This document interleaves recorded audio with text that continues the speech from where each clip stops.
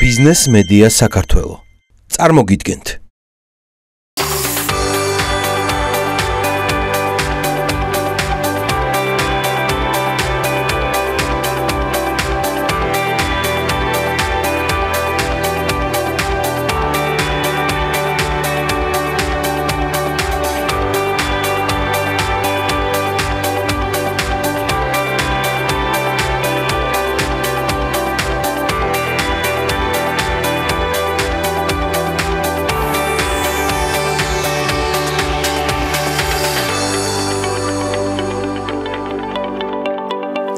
ნაძვის ხეების ტრადიციული ფესტივალის ფარგლებში ქართველი დიზაინერების საახალწლო გამოფენა გაიმართა.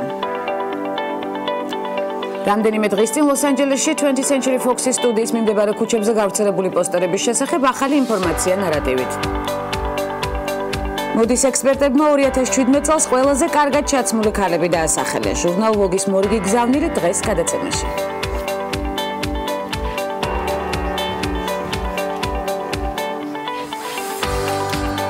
2018 წელს 2017-ის შეჯამებით და სამომავლო გეგმებით ხვდებით ვართ მოვლენების ეპიცენტრში და არ გამოგრჩება მნიშვნელოვანი სახალხო დამცველი ავტოტრანსპორტის ეგრეთ წოდებული ტექდათვალიერებასთან დაკავშირებული ცვლილებების გადავადების ფაქტს აკრიტიკებს და ამ მიმართულებით საგზაო მოძრაობის შესახებ კანონში შეტანილ ცვლილებებს პრობლემურად აფასებს.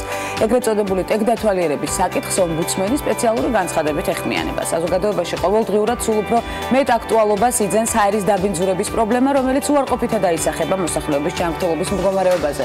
საქართველოს გარემოსა და ბუნებრივი რესურსების დაცვის სამინისტროს ცნობით, ქვეყანაში ჰაერის დაბინძურების სამომთავროს წყაროს შორისაა ტრანსპორტის სექტორი. ამ კონტექსტში არსებობდა მაღალი მოლოდინები 2017 წლის 31 დეკემბრიდან ყველა სახის ავტოტრანსპორტის ტექდათვალიერების შემოღებასთან დაკავშირებით. ჩვენ ამ საკითხს გადაცემის ფარგლებში არაერთ გზის დაუბრუნდებით ცხადია და განვიხილავთ კიდეც კომპეტენტურ სტუმრებთან ერთად, მანამდე კი ვნახოთ გადაცემის ანონსი და დღევანდელი ნარატივის ავტორების ვინაობა გავიქოთ.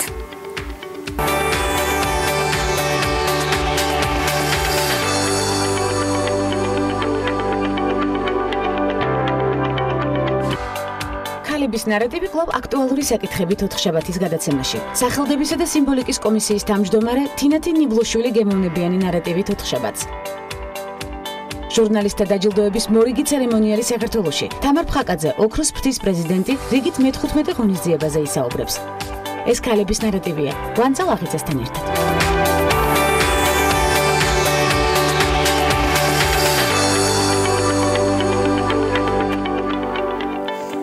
ფრაქციების შემადგენლობასთან დაკავშირებით მართლ გუნდში კითხვები არ არის, მაგრამ ტექნიკური საკითხები მოსაწესრიგებელია. ამის შესახებ ჟურნალისტებს პარლამენტის ვიცე-სპიკერმა თამარ ჩუგუშვილმა განუცხადა. მისი ინფორმაციით სწორედ საორგანიზაციო საკითხებიდან გამომდინარე მოხდა დაგეგმილი ბიუროს ხდომის გადადება. ჩუგუშვილის მტკიცებით პარლამენტის თავმჯდომარესთან გამართულ შეხვედრაზე ფრაქციებს საკითხზე არ ურჩევიათ. როდესაც მასშტაბური ღონისძიება ტარდება, არ არის გამორიცხული გადაცემა, მაგრამ მთავარია ამაზე რეაგირება. ამის შესახებ პარლამენტის იურიდიულ საკითხთა კომიტეტის თავმჯდომარე ეკა ბესელიამ საპოლიციო კონტროლის ფარგლებში გატარებული ღონისძიების შეფასებისას განაცხადა. ბესელიას შეფასებით შინაგან საქმეთა მინისტრ გიორგი გახარიას პოზიცია აბსოლუტურად სწორი და რელევანტურია. საქართველოს პარლამენტი ამასობაში მშობელთა არასამთავრობო ორგანიზაცია ნაბიჯ-ნაბის თეფის მიერ ორგანიზებულ ღონისძიებას საშობაო ზღაპარი მასპინძლობდა. ზეიმში მონაწილეობა მიიღეს შეზღუდული შესაძლებლობების მქონე სხვადასხვა დღის ცენტრების ბენეფიციარებმა, რომლებიც წარსდგნენ პარლამენტის წევრების წინაშე ვოკალური და საცეკვაო ნომრებით.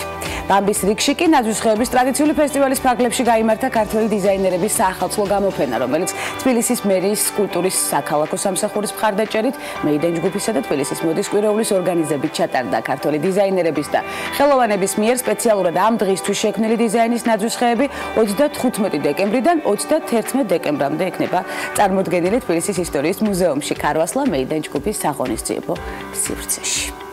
და საინტერესო პროექტის განხილვის შემდეგ რამდენიმე წამში სტუმრების ბლოკი და ამბის თხრობა მისგან დაგველოდეთ.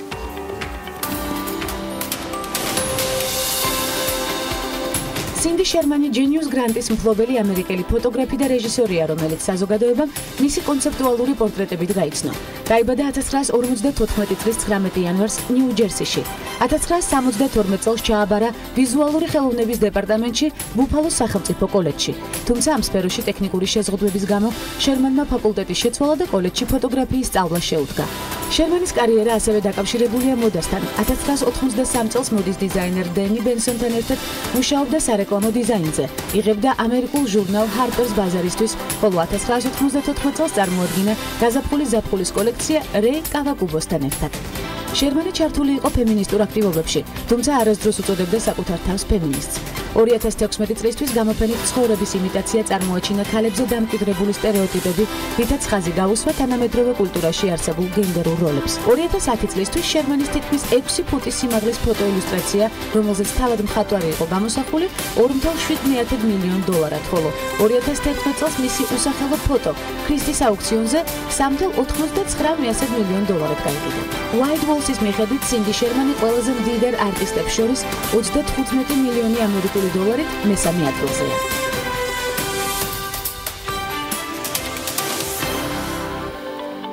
აქტიური და ვრცელი გამოცდილება არასამთავრობო სექტორში და ახალი სამუშაო ლოკაცია საჯარო სამსახურში მორიგი ნაბიჯები და გეგმები სახელდებისა და სიმბოლიკის კომისიის თავმჯდომარესთან თინათინ ნიბლოშულთან ერთად განვიხილოთ. თინათინ პირველ რიგში უღრმესი მადლობა მობრძანებისთვის. გილოცავთ დამდეგ ახალ წელს დარწმუნებული ვარ. კარგად შეხვდებით ისე როგორც დაგეგმილია, თუმცა დეკემბრის თვე მაინც გადატვირთულია ახალ სამუშაო ლოკაციაზე. ამაში აბსოლუტურად დარწმუნებული ვარ. შესაბამისად კიდევ უფრო დიდ მადლობას გიხდით დროის გამონახვისთვის. ვიდრე საკრებულოში თქვენ საქმიანობაზე გადავალთ თინათინ საზოგადოების ნაწილი გიცნობთ აქტიური პოზიციიდან არასამთავრობო სექტორში. როგორც ვიცით, როგორ გაიხსენებდით ამ პერიოდს? მცირედით მიმოვიხილოთ. მოგესალმებით პირველ რიგში დიდი მადლობა მოწვევისთვის. მოგილოცავთ მეც ახალ წელს დამდეგს, მიულოცავ სრულად საქართველოს. რაც შეეხება სამოქალაქო სექტორში ჩემს საქმიანობას, მე ყოველთვის ვამბობდი და ვიძახი, რომ ეს არის პერიოდი, რომელიც ყველაზე კარგად მახსენდება ჩემი ცხოვრების. აქტიურობის პერიოდი, როდესაც ძალიან ბევრ რამეს ვაკეთებდით და ეს იყო სივრცეები, რომელიც ასე ვთქვათ, ყველაზე დიდი სამომავლო გეგმების დასახალბად. დღეს რა საქმიანობს ის ორგანიზაცია, რომელიც დატოვეთ და შემდეგ უკვე ქართული ოცნების საარჩევნო სიაში მოხვდით? სამოქალაქო ჩართულობის ცენტრი დღესაც აგრძელებს ტრადიციულად მუშაობს სხვადასხვა პროექტებზე, აქტიურია და თანაც როდესაც ასეთი თანამშრომლები ყავს, ესეც უნდა აუცილებლად აღინიშნოს გუნდური პრინციპით მუშაობა. ამაზე შევეხებით, ვინ იყო რეკომენდატორი ან საიდან მოხვდით ქართული ოცნების ადგილობრივი არჩევნების სიის სათავეებთან? ეს არის საინტერესო. გავიხსენოთ უკვე ახალი ლოკაციის პირველი ნაბიჯები. კი ბატონო, 2012 წლიდან სამოქალაქო ჩართულობის ცენტრი, როდესაც შეიქმნა, აქტიურად მოღვაწეობდით, ვახორციელებდით სხვადასხვა პროექტებს, როგორც ადგილობრივს, ასევე საერთაშორისო პროექტებს. ვიყავი რამდენიმე პროექტის ხელმძღვანელი და აქტიური საზოგადოებრივ საქმიანობაში. შესაბამისად 2016 წელს მივიღე პარტიისგან შემოთავაზება, რომ პარტიულ შტაბში დამეწყო მუშაობა და დამეკავებინა ვაკის რაიონის აღმასრულებელი მდივნის პოზიცია. ჩემთვის იყო პირველი პარტიული ნაბიჯები, ასე ვთქვათ, არ ყოფილვარ არასდროს არც ერთი პოლიტიკური პარტიის წევრი. დავთანხმდი, იმიტომ რომ არჩევნებიც ასევე მოგეხსენებათ ყველას, რომ არის ძალიან აქტიური სფერო, არის საინტერესო. ძალიან დიდ გამოცდილებას იძლევა. ძალიან დიდ გამოცდილებას იღებ და რაც თავარია, ბევრ ადამიანთან გაქვს კომუნიკაცია. კომუნიკაციას კიდევ არსებითი მნიშვნელობა აქვს. ამიტომ წარსულში და არც სამომავლო საქმეში არ უნდა დავიწყოთ კომუნიკაციების ხედი. ამიტომ ვარ ძალიან კომფორტულად დღევანდელ ლოკაციაზე. შეგვიძლია ლოკაციაზე ვარ ძალიან კომფორტულად, იმიტომ რომ ხშირად მიწევს, ასე ვთქვათ, მოსახლეობასთან ურთიერთობა. ჩემი კომისიის საქმიანობიდან გამომდინარე, ჩვენ გვეხება ქუჩების სახელდება, ნუმერაცია და სხვა და სხვა. შესაბამისად, ძალიან ბევრი განცხადება ამ მიმართულებით შემოდის კომისიაში და ადგილზე კი ბატონო, დედაქალაქში ყველაზე სასარგებლო გადაწყვეტილებები მიიღება. ეს არის ძალიან მნიშვნელოვანი ასპარეზი თქვენთვის და გამოწვევაც ცხადია. რითი აპირებს საკრებულოს ეს შემადგენლობა და პირადად თქვენ იყოთ გამორჩეული წინამორბედებისგან, ასე დავთქვათ. მე ვფიქრობ, რომ დღევანდელი შემადგენლობის საკრებულო იქნება ყველაზე აქტიური, რაც კი ყოფილა, ვინაიდან დაკომპლექტებულია ძალიან ენერგიული გუნდით და ასეთი მერიც ყავს, მე მგონი ყველანი ვთანხმდებით იმაზე, რომ ენერგია და იდეები ჩვენს საკრებულოს და მერიას არაკლია, სასარგებლო საქმიანობისკენ არის მომართული ყოველი მათგანი და ვფიქრობ, რომ ის ახალგაზრდული გუნდი, ის ახალი შემართება და мотиваცია, რომელიც გვაქვს, ჩვენ გაგვხდის ერთ-ერთ საუკეთესო მოწვევის საკრებულოს. მე მჯერა და დარწმუნებული ვარ ჩემი კოლეგების, რომ არაფერს არ დაიშურებენ ისინი, რომ საზოგადოებისთვის სასარგებლო საქმეები ვაკეთოთ. ჩვენ ამას ყველაზე ძალიან ჭირდება თბილის და საზოგადოებას ეს არის მე დაგეთანხმებით უწყვეტად ყოფნა მათთან კომუნიკაციაში და მათთან ურთიერთობაში და ამას ქალაქის მერიც ნამდვილად აკეთებს და საკრებულოს თითოეული წევრი. შედეგებს აუცილებლად შევაჯამებთ ნაბიჯ-ნაბიჯ, თქვენ აუცილებლად იქნებით ჩემი სტუმარი შემდეგაც თუ კომფორტულად იქნებთ თავს თქვენ ჩვენს გადაცემაში. რა არის საკრებულოს სახელდებისა და სიმბოლიკის კომისიის დღის წესრიგი 2018 წელს? კი ბატონო, მე მოდნავ გავიხსენებდი წინა წელს 2017 წელს, როდესაც გამოცხადდა ერთიანი სტანდარტი და კონკურსი ქუჩების ახალ აბრებთან დაკავშირებით, ანუ შეიქმნა ერთიანი სტანდარტი კონკურსის წესით, მიიღეს ახალი დიზაინი, რომლითაც გადაინომრება, ანუ ყველა სახლს ექნება ერთნაირი სამი სამართე აბრა. შესაბამისად, შარშან 2017 წელს 13,000-მდე მსგავსი ტიპის აბრა გაიკრა, დამონტაჟდა თბილისში, დამზადდა და დამონტაჟდა, ასევე გარზე განთავსებული აბრები, რომელიც ტურისტულ ზონებში განთავსდა. 2018 წელსაც ვაპირებთ, რომ გავაგრძელოთ და მაქსიმალურად ვეცადოთ, რომ ქალაქის ყველა ქუჩას ჰქონდეს მისამართი, ქალაქის ყველა ქუჩა იყოს სახელდებული, იმიტომ რომ ჩემდა გასაოცრად აღმოჩნდა, რომ ქალაქი იზრდება, ახალი ქუჩები ჩნდება, მოსახლეობა ცხოვრობს და ქუჩებს სახელი არ აქვს. სად არის ასეთი ქუჩები შეიძლება დავინტერესდეთ? ძირითადად გარეუბნებში, სადაც ახალი განაშენიანება მიმდინარეობს პერიოდულად, ადამიანები ცხოვრობენ და მათ უბრალოდ სასწრაფო ვერ აგნებს, იმიტომ რომ შესაბამისად მაქსიმალურად ვცდილობთ და დარწმუნებული ვარ, 2018 წელი იქნება წელი, როდესაც უსახელო ქუჩა ქალაქში აღარ გვექნება. ამისთვის ვართ მომართულები და ძალღონეს არ ვიშურებთ. ვიცი რომ ამაზე არ ჩერდება თქვენი გეგმები? ამაზე არ ჩერდება ჩვენი გეგმები, გვაქვს აქტიურად, გვაქვს სურვილი, რომ სხვადასხვა ღონისძიებები ვაკეთოთ, ვიმუშაოთ ქალაქის სიმბოლოებზე, აქტიური კომუნიკაცია გქონდეს პროფესიულად ჩვენთან კავშირში მყოფ ადამიანებთან, იქნებიან ეს ჰერალდიკოსები და სხვა გადაწყვეტილებებს მაქსიმალურად ვიღებთ პროფესიონალ ადამიანებთან კონსულტაციების შემდეგ იქმნება ასევე საბჭო, რომელიც მსგავსი ტიპის ადამიანებისგან დაკომპლექტდება და მაქსიმალურად ვეცდებით, რომ არც ერთი სახელი არ დაერქვას ქალაქში ქუჩას, რომელიც დროს ვერ გაუძლებს და 10 წლის შემდეგ ვინმე არ იკითხავს თუ ვის სახელობის ქუჩაზე ცხოვრობს და ვინ დაარქვა ამ ქუჩას ეს სახელი. მთავარია, რომ ქალაქმა გაუძლოს დროს და ჩემი კომისიიდან გამომდინარე სწორედ ეს გვევალება, რომ სახელდება მოვახდინოთ ძალიან დაფიქრებულად, რომ ნამდვილად მნიშვნელოვანია. ძალიან აქტიური 2018 გელით თინათინ, როგორც ვთქვათ, ბევრი საინტერესო გეგმაა განსახილველი, რომელზეც აუცილებლად ვისაუბრებთ ჩვენს პროექტებში, თუმცა როდის გრჩება უკვე თავისუფალი დრო საინტერესოა. ახალი ლოკაცია უფრო მეტ ენერგიას მოითხოვს და უფრო რა თქმა უნდა მეტ ჩართულობას იმისთვის, რომ კარგად იქნეს ათვისებული ახალი მიმართულებები, თუმცა საქმიან ადამიანს სჭირდება განტვირთვა. როდის ახერხებს თინათინი განტვირთვას, ეს არის საინტერესო. გამომდინარე იქიდან, რომ სულ რაღაც ერთი თვეა გავხდი საკრებულოს წევრი, ჯერჯერობით თავისუფალი დრო არ არსებობს, თუმცა იმედი მაქვს, რომ როდესაც უფრო მეტად მოვერგები ახალ სივრცეს, ცოტა თავისუფალი. თქვენი პირველადი პროფესიული არჩევანი რა არის?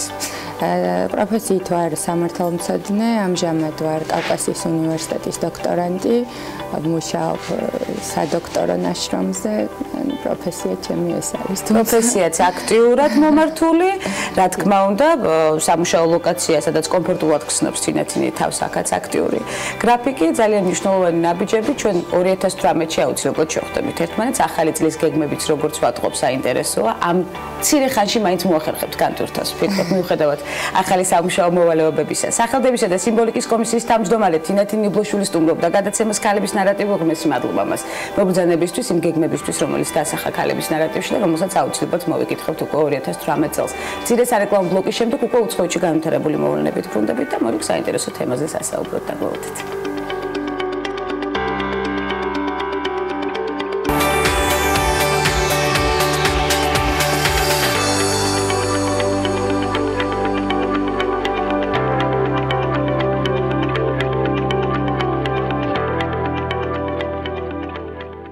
ბრუნდებით რეკლამის შემდეგ უკვე უცხოეთში განვითარებული მოვლენებით, რამდენიმე დღის წინ ლოს-ანჯელესში 20th Century Fox-ის სტუდიის მიმდებარე ქუჩებზე მსახიობ მერილ სტრიპისა და პროდიუსერ ჰარვი ვაინშტაინის პოსტერები გამოჩნდა. გვახსოვს ეს ფაქტი, ჩვენ უკვე განვიხილეთ ქალების ნარატივში, რომელზეც 3 ოსკარის მფლობელ სტრიპს თვალებზე წარწერა აქვს, მან იცოდა. პოსტერის ავტორები სტრიპს ადანაშაულებდნენ იმაში, რომ მან ვაინშტაინის მხრიდან ქალებზე ძალადობის ყველა ფაქტი იცოდა, მაგრამ ამაზე ხმამაღლა არასდროს საუბრობდა. მაშინ მედია ალაპარაკდა, რომ ამ ამბის ინსპირაცია როუზ მაკგოვანისა და მერილ სტრიპის დაპირისპირება გახდა, თუმცა როგორც უკვე ცნობილი გახდა, პოსტერების გაკვირვისთვის ანონიმ არტისტებს შეძლებული კონსერვატორები აფინანსებდნენ, ასე დავარქვათ და თითო განხორციელებული მისიისთვის $5,000-დან $20,000-მდე უხდიდნენ. როგორც თავად არტისტები ყვებიან, მათი დამფინანსებლების იდეაც იმ შიშის ჩვენება იყო, რაც ლიბერალურ ჰოლივუდში კონსერვატორ ადამიანებს აქვს და ზურგის შექცევისა და გარიყვის შიშით ჩუმად არიან საკუთარ მოსაზრებებს კი ხმამაღლა არასდროს აჟღერებენ.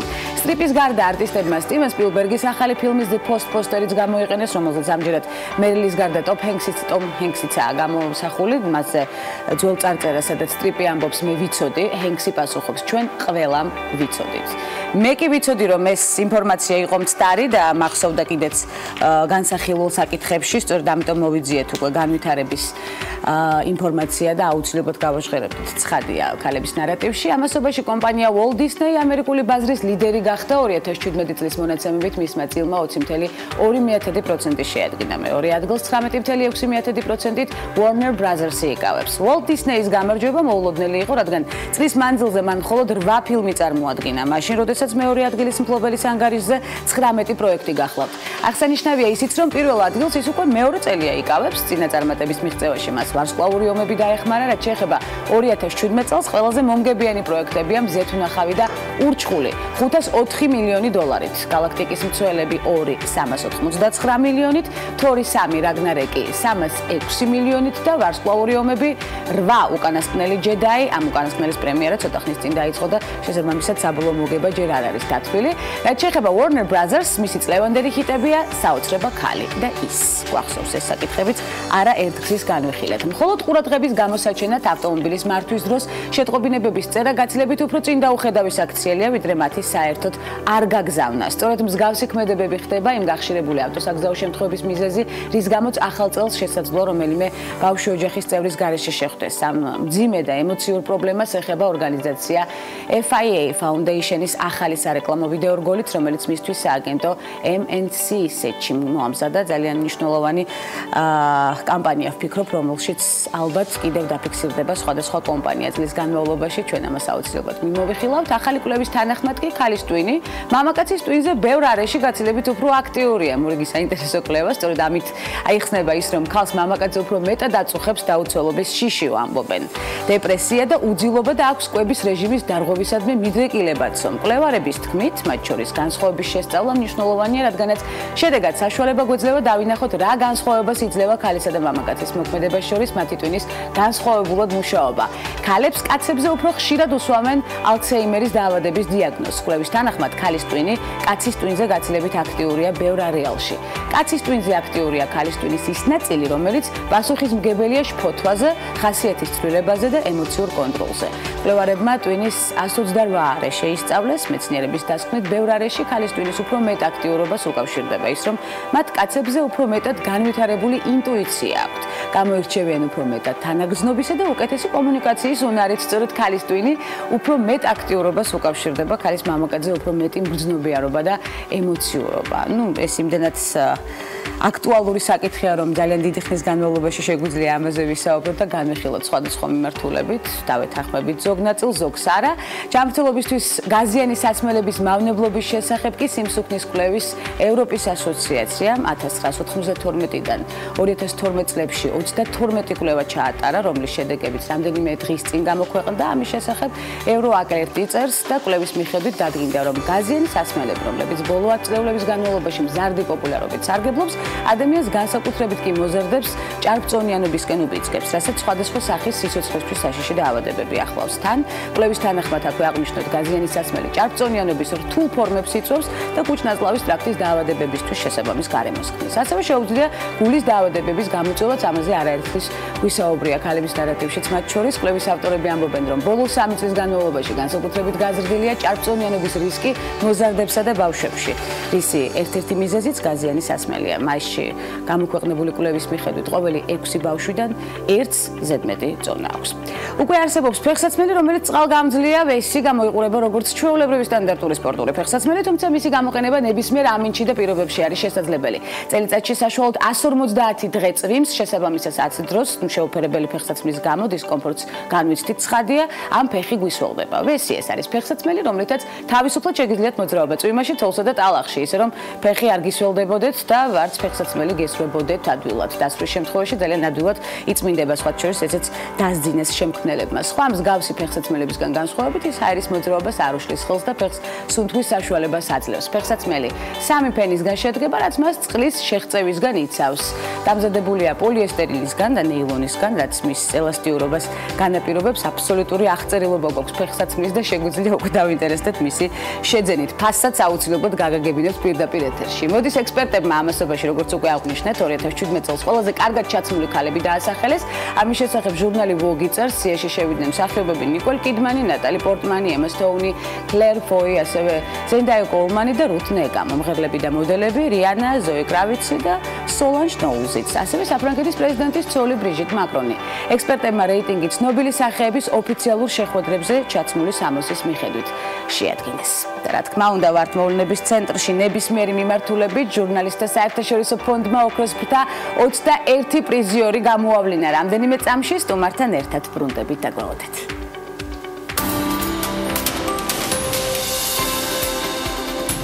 ანჯელა არენცი, რომელიც ჟურნალ Forbes-ის გავლენიან ქალთა რეიტინგში საპატიო ადგილს იკავებს, კორპორაცია Apple-ის ვიცე-პრეზიდენტია. მოდის ბიზნესიდან მისულმა არენცმა Apple-ის მენეჯმენტში ბრიტანული ტექნიკის მაღაზიების ქსელი Dixon-სიდან მოსული ჯონ ბროვედი ჩაანაცვლა.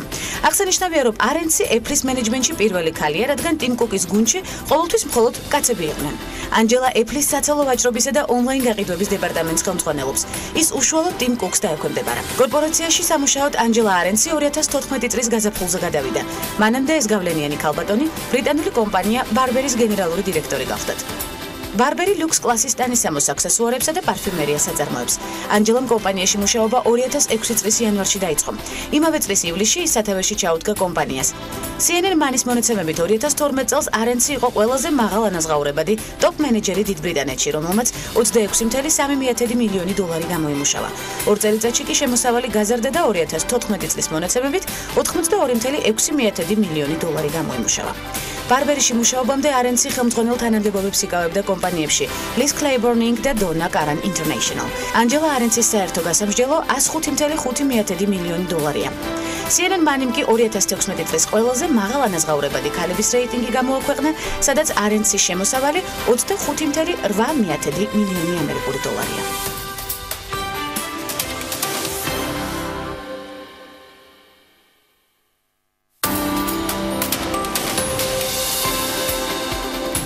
სამოცდაათი წლის მარგარეტ ჩანი მსოფლიო ჯანდაცვის ორგანიზაციის გენერალური დირექტორის პოზიციაზეა. გლობალური ჯანდაცვის ორგანიზაციაზე პასუხისმგებელი ქალბატონი ჩინეთშია დაბადებული, დაოჯახებულია და ყავს 1 შვილი. მარგარეტ ჩანი ებრძვის ისეთ დაავადებებს, როგორიცაა შიცი, ტუბერკულოზი, მალარია და სხვა. მარგარეტი აღნიშნულ პოზიციაზე მეორე ვადით აირჩიეს. მსოფლიოს ჯანდაცვის ორგანიზაციის ხელმძღვანელი მსოფლიოში ყველაზე ძლიერ ეპიდემიას ებოლას გადააწყდა, რომელმაც უკვე რამდენიმე ათასი ადამიანის სიცოცხლე შეიწირა. 2014 წლის სექტემბერში მან შექმნილ სიტუაციას საზოგადოებრივი ჰუმანიტარული ეკონომიკური კრიზისი უწოდა და იგი ნაციონალური უსაფრთხოების საფრთხედ მიიჩნია. ეს სიტყვები ჟენევაში გამართულ კონფერენციაზე განაცხადა. ჩანიახლა საკუთარი მეორე ვადის პერიოდში იმყოფება და შესაძლოა სწორედ ებოლა გახდეს გადამწყვეტი მომენტი მის კარიერაში. ჩანი აღიარებს, რომ ჯანდაცვის მსოფლიო ორგანიზაციამ მალევე ვერ შეძლო ეპიდემიის მასშტაბების, სირთულის და ყველა რისკის შეფასება.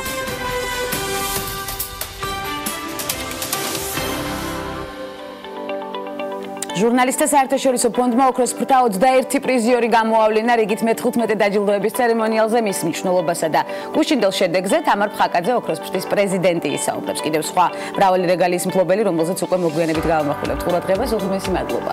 დიდი მადლობა თქვენ, რომ ძალიან დიდი მადლობა იმ გადატვირთული სამშობლოში შენი გადაცემა და ყოველთვის ველოდებოდი, აი როდის გავხდებოდი შენი გადაცემის რესპონდენტი. მადლობა. ჩვენ გელოდებოდით თქვენ და ველოდებით რა თქმა უნდა იმ ძალიან საინტერესო დიალოგს, რომელიც ახლა გველოდება.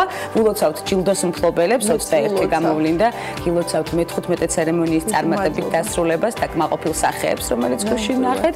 ისტორიით დავიწყოთ პირველი ნაბიჯებით. როდის შეიქმნა, როგორი იყო გუნდის პირველი ნაბიჯები? ეს შეიქმნა 2003 წელს, მე მაშინ არ ვიყავი ამ გუნდთან ერთად, ეს შექმნა ჟურნალისტმა ეთერ ჯიშკარიანმა და აი მინდა გითხრა, რომ რამდენჯერაც 2003 წლიდან ესე წლის ბოლოს გავიგებდი, რომ ვიღაც დაჯილდოვდა ოქროს ფრთით, აი სულ მას მიშვებოდა, რომ მე როდესმე არ მეღირსება ეს ოქროს ფრთა და მე გავაკეთე ჩემი წიგნი ეს გმირი ამაში 2008 წელს დაღუპული გმირების ისტორიების წიგნი გამოვეცი და გამოვეცი ბრაილის შრიფტით ეს წიგნი და მე რო გამოვიდა ჩვენი გაზეთი იმ დღიდან გაზეთს უშვებ ბრაილის შრიფტით და ამისთვის მივიღე 2010-ში ოქროს ფრთა და ნუ ძალიან ბედნიერი ვიყავი და ოქროს ფრთის ცერემონიალის მერე ქალბატონმა ეთერმა მითხრა რომ ხო არ იქნებოდი პრეზიდენტიო და ალბათ ეს იყო ის შემოთავაზება რომელზეც ყველაზე ბედნიერი ვიყავი და ყველაზე ძალიან მომწონდა იმიტომ რომ ვიცი რა მნიშვნელობა აქვს თვითონ ამ ჯილდოს და რა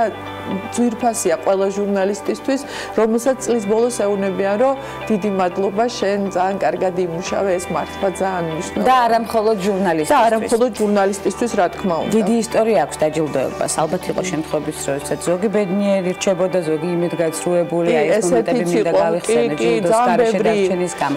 ძალიან ბევრი იყო. როგორ რეგულირდება ეს ბალანსი საინტერესო, იმიტომ რომ მთელი დატვირთვა მოდის თქვენზე, პრეზიდენტზე.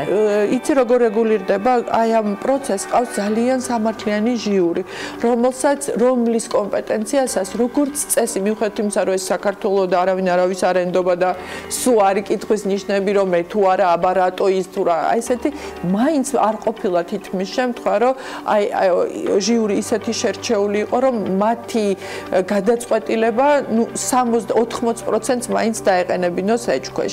აქედან გამომდინარე ეს ყოველთვის ხელს უწყობდა ამ პროცესს, რომ მაინც როგორ კი მე რატო არა ან იმას რატო ესენი რა თქმა უნდა ყოფილა, მაგრამ ძირითადად მაინც საზოგადოება ერთიანად იღებს და იზიარებს იმ დაჯილდოებულთა ბედნიერებას და სიხარულს, ვინაობას, რომელსაც წლის ბოლოს ვაწევ. ლევანდელ გამარჯვებულებზე გავამახვილოთ მაშინ ყურადღება, რომელთა ჩამონათვალიც ვრცელია, რა მთავარი ქულების გამო დაიმსახურა ბიზნეს მედია საქართველოს ჯილდო დავიწყოთ აქედან. იცი რა, მართლა მე არ ვარ ადამიანი, რომელსაც აი გეტყვით ჩემთვის რატო იყო ეს, რომელსაც შემიძლია დავждე და უსმინო თქვა წლის ბოლოს ეკონომიკური მაჩვენე არ შემიძლია არ ესმის ვერ მიყვები თანაც წლის ბოლოს ხო თუნდაც ყოველდღიურად რომ აი დღეს ეხა მეტალზე რო ფული გაიზარდა და ბიტკოინმა რო არ არსებობს ვერ წარ ეს არის გადაცემა რომელსაც ჩვეულებრივად უსმენ აბსოლუტურად ყველაფერი მესმის მაქვს ჩემი დამოკიდებულება შემიძლია კომენტარითაც კი შევიდე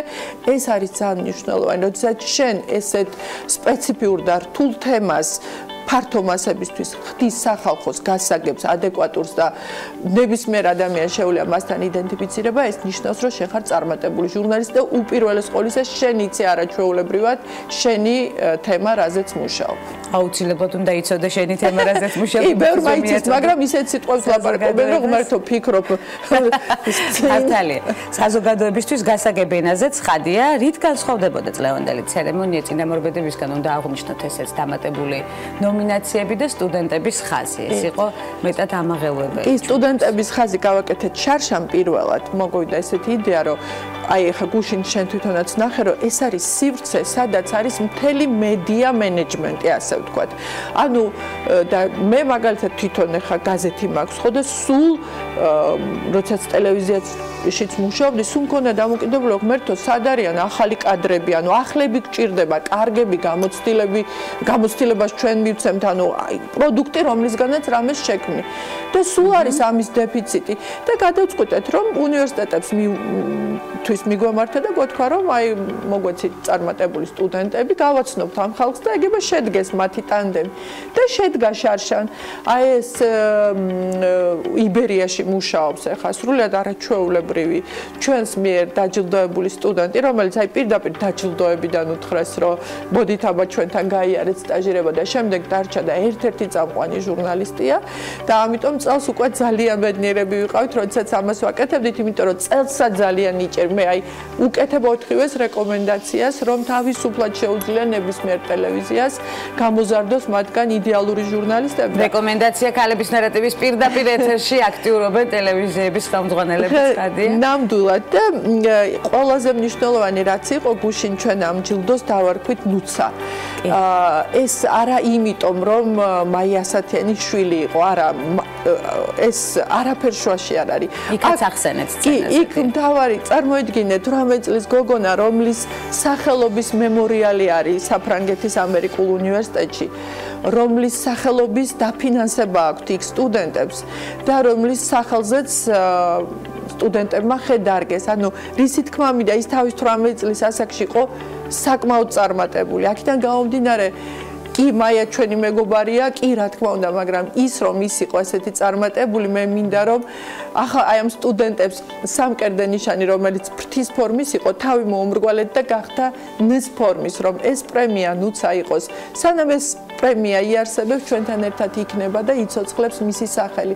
ამიტომ მე ვთვლი, რომ ძალიან სათუთი დამოკიდებულებით შევქმენით ეს პრიზი და ვთვლი, რომ ძალიან გაამართლებს და ალბათ იმ სტუდენტებისთვის ეს არის ათმაგად საპასუხისგებლო და ვთვლი, რომ აღნიშნეს კიდეც მათ გუშინ სცენაზე. იყო ნამდვილად. იწყება თუ არა უკვე მომავალი დაჯილდოების ცერემონიისთვის მსახურობა? აი ახალი წლების მერე აუცილებლად, იმიტომ რომ წელს იყო ესეთი ჟიურის სხდომაზე იყო, რომ ყველას თავისი კანდიდატი ყავდა და მე აი მართლა ძალიან ბევრი ღირსეული კანდიდატი იყო, რომელიც წელს ვერ მოხდა და თქვით, რომ კაცო მომავალი წელიც ხო არის, ახლა მომავალი წელს უკვე დავაჯილდოებთ ამათ და აქედან გამომდინარე ძალიან ბევრიც არ ვერ ხდება ხოლმე, იმიტომ რომ შეზღუდული არაოდენობა. ბუნებრივია, ეს ყოველთვის ასე ხდება და შემდეგ თუმცა ბევრი წარმატებულია. მე ყოველთვის ვეთანხმები აი ჟიურის თავმჯდომარემ ზაშენგელამ გუშინ თქვა, რომ საქართველოში მედია შედგა და მართლაც შედგა, იცი? საბჭოთა სივრცეში მე ვიტყვი, რომ ქვეყნის განვითარებაში ყველაზე ერთ-ერთ მნიშვნელოვან როლს საქართველოში ასრულებს მედია. როგორი დამოკიდებულებაც არ უნდა იყოს იქ ჟურნალისტი მოწონთ, არ მოწონთ, ასე არ არის. სულ არის ის ნიშა, სადაც და რაც ყველაზე მთავარია, საქართველოში არის სხვადასხვა ხმაზე მოლაპარაკე მედია, რაც ეს არის ძალიან მნიშვნელოვანი, რაც ქმნის იმას მაყურებლის არჩევანის უფლება აქ უბრალოდ სადაც უნდა გადაარჩევს და მივედით მედიამდე და აუცილებლად უნდა გადავხედოთ თქვენს გამოცდილებას, თქვენს პირველ პროფესიულ არჩევანს ფილოლოგია ერქვა, თუმცა შემდეგ განვითარდა ჟურნალისტიკაში. მე დავამთავრე კი ფილოლოგიური დავამთავრე და შემდეგ დავამთავრე თუ არა, მოხდი მაშინ იყო სახელმწიფო ტელევიზია და დავიწყე ესეთი გადაცემა იყო ახალგაზრდური, ნუ აი ძალიან მომწონდა, გიჟდებოდი, ფიქრობდი რომ აი ჩემზე ნიჭიერი და ყველაზე მაგარი მე აი წარმოუდგენელი. ძალიან კარგი შეგრძნებაა. წარმოუდგენელი იყო ტელევიზიაში, მაშინ მოხდა სადმუშაობ ტელევიზიაში, ნუ აი ეს ძალიან.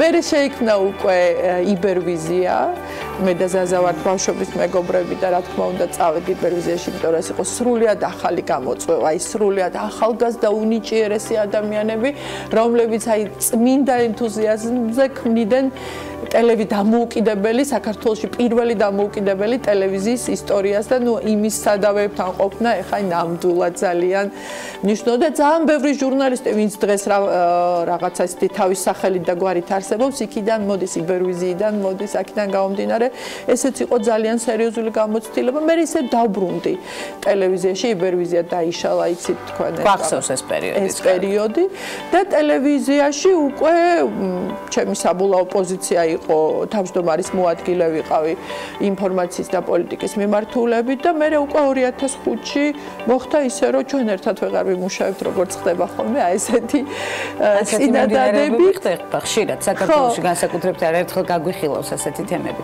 შემდეგ სად რეალისტად შემდეგ უკვე გავაკეთე ეს იყო მედია მონიტორინგი რომელიც იმ მედია მონიტორინგის ჯგუფი კვლევების და მედია მონიტორინგის ჯგუფი რომელიც იმ დროისათვის იყო როგორ გითხრა საკმაოდ აი მე თვითონ დავდიოდი ვთქვათ მოხმარებელთან და ვუხსნიდი რომ აი ესე უნდა არაჩვეულებრივი პროგრამა გავაკეთეთ მართლა გადასარევი პროგრამა რომლის მიხედვითაც აი შეგიძლია ისეთი ანალიზი დაგედო რომ არაჩვეულებრივი რაღაცა დროის შემდეგ უკვე 6 თუ 7 წელი პრაქტიკულად არც ერთი სახელმწიფო სტრუქტურა, არც ერთი კერძო ბიზნესი არავინ არ იყო, რომელსაც ჩვენი მედია მონიტორინგი არ ქონდა გამოწერილი.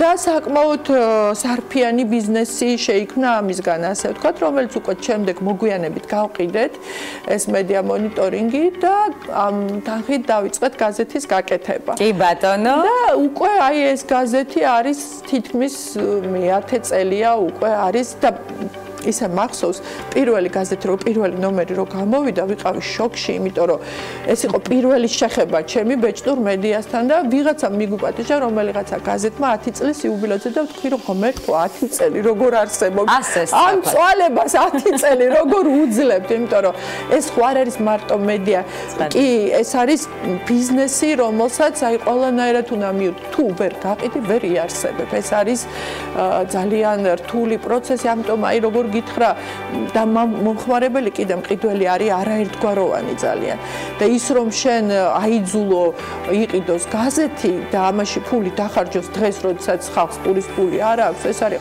ხალხო წარმოუდგენელი შრომა და დღეს როდესაც დიჯიტალი აღწევს ფიქსთან და ეს როდესაც უკვე ადამიანები ინტერნეტ სამყაროში არიან გადასახლებული და მე ვფიქრობ რომ ჩვენი გაზეთით ვართ გმირები იმიტომ რომ ეს არის შეუძლებელი რომ ვარსებობთ და აი და კიდევ ძალიან ბევრი წელი იარსებებთ ცხადია ძალიან ბევრ წარმატებას დადებთ რომელსაც განვიხილავთ ქალების ნარატივში თაკო რა ტიპის გადაცემას წაიყვანდით ბოლოსკენ გკითხავთ სატელევიზიო პლატფორმა თუ გენატრებათ იცი რა სატელევიზიო პლატფორმა არ მენატრება იმდენად რამდენადაც ინგას რეაქციაში ვარ პროდიუსერი და მე ბექებში მუშაობა გაცილებით უფრო მომხიბლელად მიმაჩნია ვიდრე ჩემი მე არ მაქვს ის ტემპო რიტმი რომლითაც შეიძლება გადაცემა წაიყვანო იმიტომ რომ ვერ დაგეთანხმებ არა ჩემნაირი წამყვანი რომ დავინახო ეკრანზე ჩამომეძინება ალბათ და ამიტომ ძალიან ენერგეტიკი ჩვენ ამას ვერ ვიტყვით რა თქმა უნდა ძალიან კრიტიკული ვარ ჩემი თავის მიმართ და ვთვლი რომ იქ სადაც ვარ თქვათ აი ეს ძალიან მნიშვნელოვანი იყო როდესაც მე დავბრუნდი რეაქციაში ინგამ როდესაც ეს წინადადება გამიკეთა ჩემთვის იყო ძალიან ღირებული და ვთვლი რომ თავიდან ძალიან შეშინებული ვიყავ იმიტომ რომ დიდი ხანი არ მქონდა სატელევიზიო გამოცდილება ეხლა და ეხლა ვთვლი რომ ზუსტად იქ ვარ სადაც მინდა რომ ვიყო ტელევიზია სხვადასხვა მიმართულება მრავალი საქმე აქტიური ცხოვრების წესი ამასობაში ჯანსაღი ცხოვრების წესი აუცილებლად გეტყობათ ძალიან დიდი 2 წრე ლისის ტბაზე და ამასობაში კიდევ ძაღლები თქვენს აქტიურ ცხოვრებაში ძაღლები ეს არის მხოლოდ და მხოლოდ ის კარგი დღის რეჟიმი რომელიც გასათვალისწინებელია მე ვფიქრობ რომელიც აისახება უკვე განტვირთვაზეც ფიზიკურობაზეც და საქმის წარმატებაზეც აუცილებლად განვიხილავთ სხვა დანარჩენ მიმართულებებს თქვენს საქმიან შედეგებზე რომელიც გვექნება პრინციპში საშუალება ყოველთვის გვექნება თუ თქვენ კომფორტულად იგრძნობთ გადაცემაში ქალების ნარატივი თამარ ფხაკაძე ოქროს ფრთის პრეზიდენტი ამ რეგალიას გამოვიყენებთ დღეს სტუმრობდა გადაცემას ქალების ნარატივი საინტერესო დიალოგით ასეთი იყო დღევანდელი დღის ნარატივი ხვდებით ერთმანეთს ყოველ ზუსტად 11 საათზე კვლავინდებროთ აქტუალური და მნიშვნელოვანი საკითხებით